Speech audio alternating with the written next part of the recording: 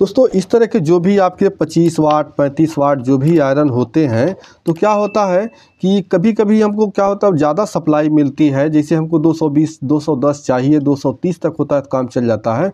लेकिन अगर आपको 10-20 वोल्ट ज़्यादा करंट मिलता है, उसकी वजह से होता यह है कि आपका जो आयरन है वो बार बार जल्दी जल्दी काला हो जाता है, और काला हो जाने के बाद हमको सोल्डरिंग करने में बहुत ही दिक्कत होता है। तो वहाँ पे एक चीज़ और काम करता है क्या, अगर आप उस जगह स्टेबलाइज़र लगा देते हैं, स्टेबलाइज़र लगा के और वोल्टेज को थोड़ा सा लो कर देते हैं, तो आपका आयरन सही से हीट होने लगता है और आपका मतलब बहुत ज़्यादा काला नहीं होता है। तो वो तो हो गया आपका स्टेबलाइज़र लगाने का एक्स्ट्रा खर्चा। लेकिन आज की इस वीडियो में हम बताएंगे कि मात्र 1 रुपया खर्चा करके आप उस 10-20 वोल्ट को कवर कर सकते हैं और अपने आयरन को काला होने से बचा सकते हैं। यानी कि सीधी बात करें तो ये हुआ कि आप अपने आयरन को लो और हाई बस मिनटों में कर सकते हैं बिना किसी एक्स्ट्रा खर्च किए। तो आइए देर न करते हुए वीडियो करते हैं स्टार्ट और बताते हैं कैसे आप इस आयरन को इतना ओवरहीट होने से बचा सकते हैं। अब दोस्तों आपके पास कोई भी आयरन होगा, जैसे 25 वाट हो, 15 वाट हो, 30 वाट, 35 वाट, 60 वाट तक हो, तो भी आप इसका इस तरह का मतलब बना सकते हैं। करना क्या है आपको, ये इसमें से किसी भी एक वायर को आपको कट कर देना है। जैसे कि यहाँ देखिए मैं एक वायर को इसमें से कट कर देता हूँ।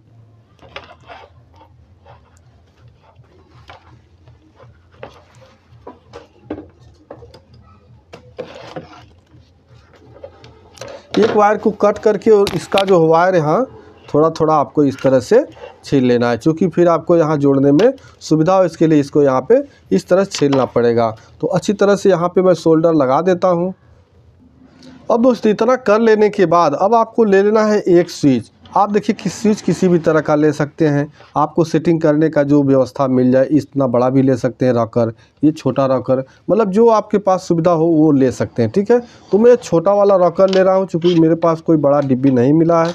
ये देखिए छोटा सा ये इस तरह का मिला है, इसमें मैं सेट करके आपको दिखा देता हूँ। अगर आपके पास थोड़ा सा बड़ा मिलता है तो आप बड़ा रॉकर यूज करिएगा, ठीक है। तो अभी क्या करना है, इसके साइज़ का मतलब यहाँ हमको कट करना होगा। तो यहाँ पे मैं आयरन की मदद से फटाफट के कट कर लेता हूँ। अब दोस्तों इस तरह से काट लेने के बाद, ठीक है, अब इसको हमें यहाँ पे फिक्स कर देना है।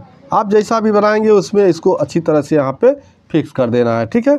अब यहाँ चूँकि हमारे बॉक्स का गैपिंग कम है, तो क्या करेंगे, हम इस स्विच का जो लेग है इसको हम यहाँ पे दबा देंगे। दबा के हम थोड़ा सा नीचे कर देंगे, जिससे हमको ये डिब्बी में बैठाने में प्रॉब्लम ना हो। इस तरह से यहाँ कर देंगे और दूसरे वाले लेग को भी हम इस साइड में यहाँ पे मोड़ देंगे।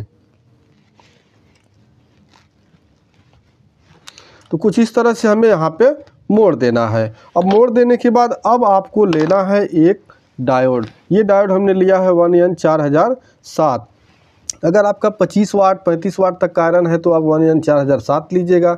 अगर इससे थोड़ा सा मतलब हैवी 60 वाट का आयरन है तो आप 5408 भी यूज कर सकते हैं, ठीक है। तो यहाँ पे कैसे जोड़ना है, अभी तो आप कैसे भी जोड़ सकते हैं, यानी दोनों लेग को स्विच के दोनों लेग पे आपको जोड़ देना, यहाँ कुछ भी नहीं देखना है। आगे मैं बताऊंगा कि जब आप वायर उसमें जोड़ेंगे इसमें तो कैसे आपको जोड़ना है। बस इसको आप जैसे चाहे वैसे उल्टा सीधा किसी भी तरह से जोड़ सकते हैं। तो यहाँ पे हमने कुछ इस तरह से जोड़ दिया। देखिए यहाँ कोई प्लस माइनस देखने की ज़रूरत नहीं है। अब एक्स्ट्रा लेग को हम यहाँ पे कट कर देंगे। अब जब हम अपने वायर में यहाँ जोड़ेंगे तब हमें उल्टा सीधा देखने की ज़रूरत है। तो जैसा कि यहाँ देख सकते हैं हमारे डायोड का जो ब्लैक साइड होता है वो एनोड होता है और जो सिल्वर पट्टी साइड होता है वो कैथोड होता है, ठीक है। तो आपको क्या करना है, जो एनोड है इसको आपको रखना है आयरन की साइड में। तो कि 2 पॉइंट है यहाँ, तो 2 पॉइंट यहाँ जोड़ना है। तो जो एनोड है यानी ब्लैक पट्टी वाला साइड है उसे आपको आयरन की साइड में रखना है, इस साइड में, ठीक है। और जो सिल्वर पट्टी वाला साइड है इसे आपको मेन सप्लाई की ओर रखना है। तो यहाँ मैं कुछ इस तरह से यहाँ पे जोड़ देता हूँ। तो इस तरह से हमें वायरिंग कर लेना है। वायरिंग कर लेने के बाद अब आप इसको अच्छी तरह से पैक कर दीजिए। क्योंकि यहाँ करंट रहेगा, आपको अच्छी तरह से पैक करना है जिससे करंट कहीं लगने का डर न रहे। तो मैं फटाफट इसको पैक कर लेता हूँ। फ्रेंड इस तरह से हमें अच्छी तरह से पैक कर लेना है। अब आप इस स्विच की जगह पे आप इस तरह का बेड स्विच का भी यूज कर सकते हैं। कनेक्शन सेम वैसे ही करना है, ठीक है। अब यहाँ पे आइए हम चेक कर देते हैं इसको पहले। तो यहाँ पे देख सकते हैं हमारा जो आयरन है वो हीट हो रहा है। अब इसका यूज हम कैसे करेंगे वो हम बता देते हैं। तो जैसे ही हम इसको ऑफ करेंगे ये हमारा आयरन जो है वो स्लो, मतलब इसका हीटिंग जो है वो थोड़ा सा डाउन हो जाएगा, लेकिन जैसे ही ऑन कर देंगे ये इसका हीटिंग तेज हो जाएगा। ये ऐसा क्यों होगा, हम आइए आपको इसका मेथड समझा देते हैं। ऐसा कुछ नहीं है, जैसा कि जानते हैं इस आयरन में भी एक डायोड आपका 4007 1N 4007 लगा होता है, ठीक है।